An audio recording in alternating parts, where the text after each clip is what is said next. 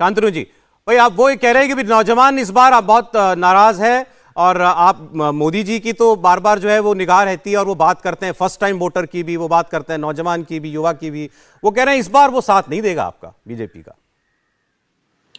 देखिए, सुरेंद्र राजपूत जी ने अपने आप ही कह दिया कि कमजोर के साथ सरपंच रहे, तो कमजोर हैं। जो इंडी गठबंधन है वो सुरेंद्र राजपूत ने खुद मान लिया। पहली बात, देखिए जो चीटिंग व्यापार है, जो चीटिंग माफिया है सौरभ भाई, वो यूपी में इंस्टीट्यूशनलाइज था। जैसे कार चोरी माफिया था, जैसे सैंड माफिया था, जैसे लैंड माफिया था, ऐसा सपा बसपा के काल से बिल्कुल इंस्टीट्यूशनलाइज था। पक्का था कि लोग पंजाब से, हरियाणा से, बिहार से आके यहाँ पे पर्चे बढ़ते थे जिससे यहाँ पे पास हो पाए। अब यहाँ पे कम लोग 12th की परीक्षा में भी चीटिंग माफिया को हटाया जा रहा है। उसमें कई चीज तरह से चीटिंग होती थी। एक होता था पेपर लीक होना, जिसके बहुत सारे तरीके हैं। अभी आपकी मैं पिछली डिबेट देख रहा था कि चीटिंग कैसे रोकी जा सकती है।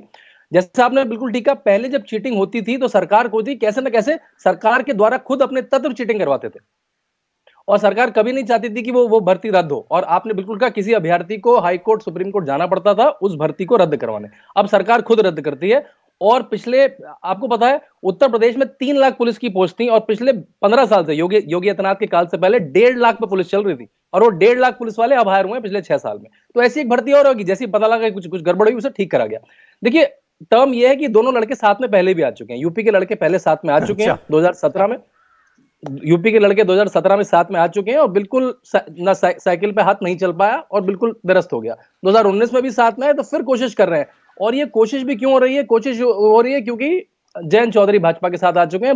अब उनको पता है कि जो उनकी 5 सीट जो थी वो 3 बची हैं। अब रामपुर भी इनके हाथ से चली गई, आजमगढ़ भी इनके साथ से चली गई। कांग्रेस के पास कांग्रेस क्या लेके आती है अपने साथ? एक वो रायबरेली लेके आती थी, उसमें भी सोनिया जी भाग खड़ी हुई। उनके पास 2 एमएलए थे, उसमें अदिति सिंह जी भाग खड़ी हुई। तो अब ये किसका तालमेल है, कैसे ये दोनों मजबूत है? मुझे तो कहीं से नहीं दिखता कि 0+0 अगर आप ऐड कर देंगे तो 0 ही रहेगा। अरे कांग्रेस सपा का साथ आना मतलब 0+0 है। देखिए, आपको मैं बता रहा हूं, 3 सांसद एक के पास, 1 सांसद एक के पास। 5 से शुरू करा था इन्होंने, 5 के बचे 3, इनके पास 1 है। तो सोनिया गांधी 0 हो गई, वो भाग गई, वो राज्यसभा चली गई। वो भी कौन लड़ेगा वहां पे, कौन जीतेगा? तो 3+0 वाली पार्टी है ये। तो वो लड़ रही है जिस पार्टी के पास 72 और 62 सीट जीत चुकी है। तो उनके पास क्या है? देखिए, इनके पास केवल ये है कि एमवाई, कि भाई थोड़ा मुस्लिम वोट लेंगे, थोड़ा यादव वोट लेंगे। इधर एमवाई है, इधर मोदी और योगी है। तो यहाँ का एमवाई मोदी योगी के कॉम्बिनेशन मुस्लिम यादव के कॉम्पिटिशन में है इनके पास। अच्छा, जवाब दें सुनील जी। मुस्लिम और यादव की टक्कर है मोदी और योगी से, और एक तरफ 64, एक तरफ 3, 4।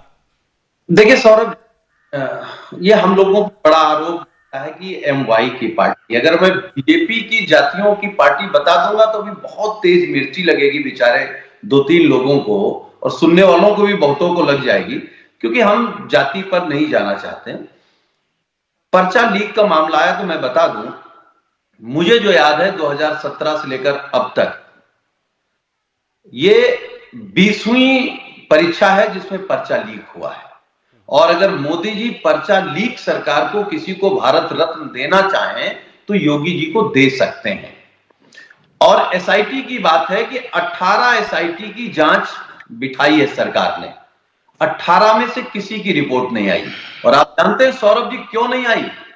पर्चा लीक कराने वाले भाजपाई, लीक कराकर भ्रष्टाचार करने वाले भाजपाई, जांच कराने वाले भाजपाई, और जांच में अपने ही भाजपाइयों को बरी करने वाले भाजपाई, ये इनका असली चरित्र है, ये इनका असली चेहरा है। ये बात कर रहे हैं कि किसी की 2 सीट, किसी की 3 सीट, लोकतंत्र पे भरोसा नहीं। इसका मतलब हम तो बड़ा सम्मान करते हैं कि 2 सीट वाली भाजपा आज 400 पार का नारा दे रही है, और दूसरी तरफ अहंकार इनका देखिए। दरअसल 0 जो है ना, इनकी बुद्धि में है, बुद्धि से 0 लोग हैं।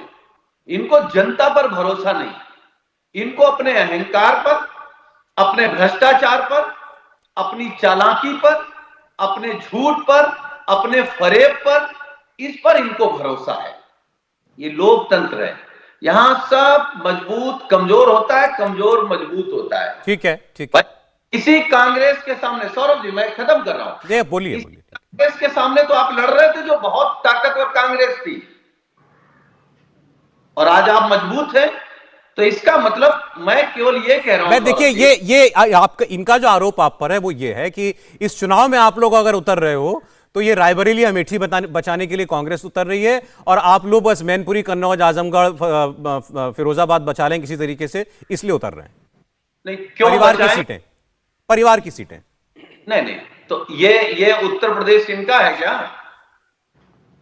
ये तो उत्तर प्रदेश तय करेगा ना कि किसान क्या है, दोगुनी करने वाले, झूठ बोलने वालों को बर्दाश्त करेंगे कि नहीं, नौजवानों के भविष्य के सपनों को मारने वालों को बर्दाश्त करेंगे कि नहीं, गंगा मैया के नाम पर अरबों रुपए खा जाने वाले पाखंडी भ्रष्टाचारियों को बर्दाश्त करेंगे कि नहीं, ये तो जनता तय करेगी ना। ठीक है सुनील जी, ठीक है।